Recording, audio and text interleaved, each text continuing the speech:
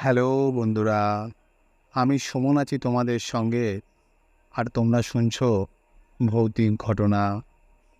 বিগত কিছু মাস ধরে অতিরিক্ত কাজের চাপের জন্য আমি আপনাদেরকে ঠিকমতো ঘটনা শোনাতে পারছিলাম না, কিন্তু আজ থেকে আশা করছি নিয়মিত আমি আপনাদেরকে ঘটনা শোনাতে পারবো। অনেক দিন ধরে ভিডিও ছাড়ছিলাম না, তাই যারা আমাকে নিয়মিত বিভিন্ন ঘটনা হোয়াটসঅ্যাপে লিখে পাঠিয়েছেন এবং বারবার অনুরোধ করেছেন নতুন করে ভিডিও শুরু করার জন্য এবং আপনাদের পাঠানো ঘটনাগুলিকে নতুন করে পোস্ট করার জন্য, তাদেরকে অনেক ধন্যবাদ। আপনাদের পাঠানো সমস্ত ঘটনায় আমি আজ থেকে একে একে আমাদের চ্যানেলে পড়ে শোনাবো। যাই হোক, আজকে যে ঘটনা আমি আপনাদেরকে শোনাতে চলেছি, এই ঘটনাটি শান্তিপুর থেকে একটি ভাই লিখে পাঠিয়েছে। তাদের বাড়ি শান্তিপুরের অন্তর্গত একটি প্রত্যন্ত গ্রামে। ভাইটির নাম রাহুল। একদিন রাতে রাহুল টয়লেট করার জন্য বাইরে বের হয়। এইখানে সবার আগে তাদের বাড়ির বর্ণনাটুকু দিয়ে দিই। তাদের বাড়ি থেকে কিছুটা দূরে ফাঁকা মাঠ পড়ে এবং সেই মাঠের একপাশে বড় একটা ইটভাটা এবং সেই ইটভাটার গা ঘেঁষে একটি ছোট পুকুর রয়েছে। তার পাশ থেকে একটি ছোট রাস্তা চলে গেছে মাঠের ভেতর দিয়ে। রাহুলদের টয়লেটটা বাড়ির উঠানের এক কোণায় ছিল। সেই টয়লেটের সামনে গেলেই ফাঁকা মাঠটা স্পষ্ট দেখা যায়। যাই হোক, রাহুল যখন ঘুম থেকে উঠে টয়লেট করে ঘরের দিকে ব্যাক করবে, ঠিক সেই সময় সে দেখে কে একজন মাঠের দিক থেকে হেঁটে হেঁটে চলে গেল। তখন তার মনে হলো কেউ হয়তো কোনো কাজ বা টয়লেট করতে মাঠের দিকে যাচ্ছে। যাই হোক, বিষয়টাকে বেশি গুরুত্ব না দিয়ে রাহুল ঘরে এসে ঘুমিয়ে পড়ে। এর ঠিক দুদিন পরে রাহুল যখন আবার রাতে টয়লেট করতে বাইরে যায়, তখন দেখে একজন বয়স্ক মহিলা সেই মাঠের দিক থেকে তার দিকে এগিয়ে আসছে। এত রাতে একজন মহিলা ফাঁকা মাঠ থেকে তার দিকে এগিয়ে আসতে দেখে সে কিছুটা ভয় পেয়ে যায় এবং এক ছুটে ঘরে গিয়ে ঘুমিয়ে পড়ে। এর কিছুদিন পরে রাহুল যখন আবার টয়লেট করার জন্য রাতে বাইরে বের হয়, তখন দেখে আজকে সেই মহিলাটি তাদের একদম বাথরুমের সামনে দাঁড়িয়ে আছে। তখন সে খুব ভয় পেয়ে চিৎকার করে ওঠে এবং ঘরে গিয়ে তার বাবা মাকে ডেকে আনে।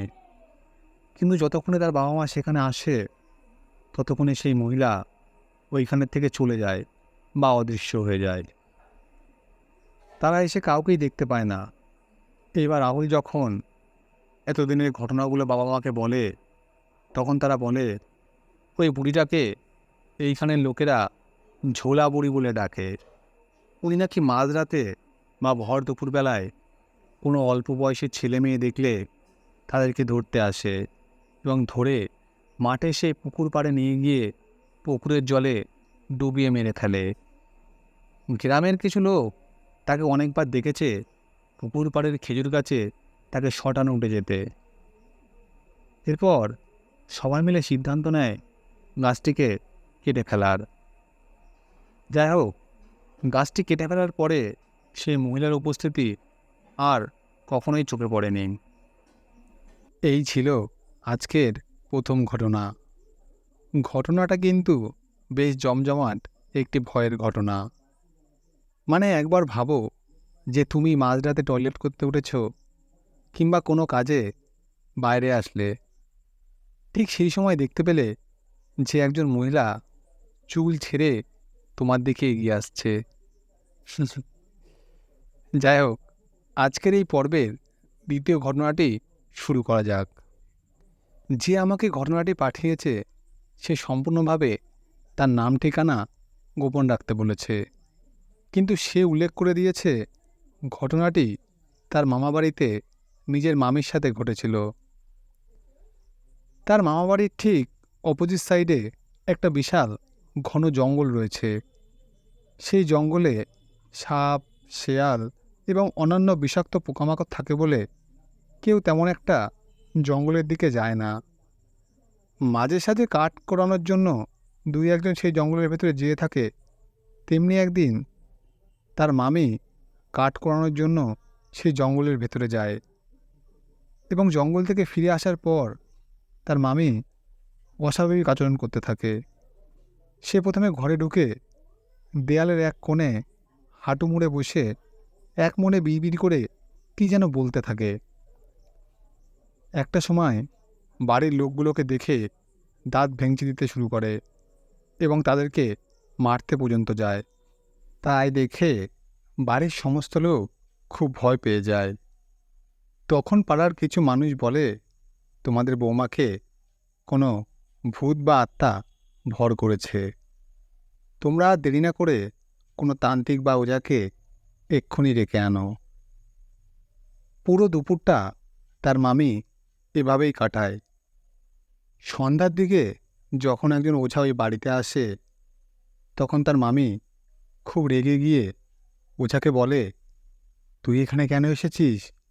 এক্ষুনি বাড়ি থেকে বেরিয়ে যা, নাহলে আমি এই বাড়ির সবাইকে শেষ করে দেব। এ আমার গাছের ডাল ভেঙেছে, একে আমি কিছুতেই ছাড়ব না। তুই বেরিয়ে যা এখান থেকে। ওঝা যখন অনেক কষ্টে ওই আত্মাকে বশে আনে, তখন সে বলে, আমি জঙ্গলে একটা গাছে থাকি। কিছু বছর আগে আমি ওই গাছে গলায় দড়ি দিয়েছিলাম। আজকে এই গিয়ে আমার গাছের শুকনো ডাল ভেঙেছে, তাই আমি একে ধরেছি। ওরা তখন অনেক কিছু করে মহিলাটির শরীর থেকে সেই আত্মাকে তাড়িয়ে দেয় এবং একটা মাদুলি দিয়ে বলে, এটা 1 বছর পরে থাকতে হবে এবং এই 1 বছরের মধ্যে জঙ্গলে না যেতে। এরপরে তার মামি ধীরে ধীরে স্বাভাবিক হয়ে যায়। এই ছিল আজকের ঘটনা। যদি ঘটনা শুনে ভালো লাগে তাহলে অবশ্যই কমেন্ট করে জানাবেন। আর যদি আপনারা এই রকম হাড়-হিম করা সত্য ভৌতিক ঘটনা আমাকে পাঠাতে চান, তাহলে ডেসক্রিপশানে দেওয়া নাম্বারে লিখে অথবা ভয়েস করে পাঠিয়ে দেবেন। যদি আপনাদের ঘটনা ভালো হয় তাহলে আপনাদের সেই ঘটনাটিকে আমি আমার এই চ্যানেলে পড়ে শোনাবো।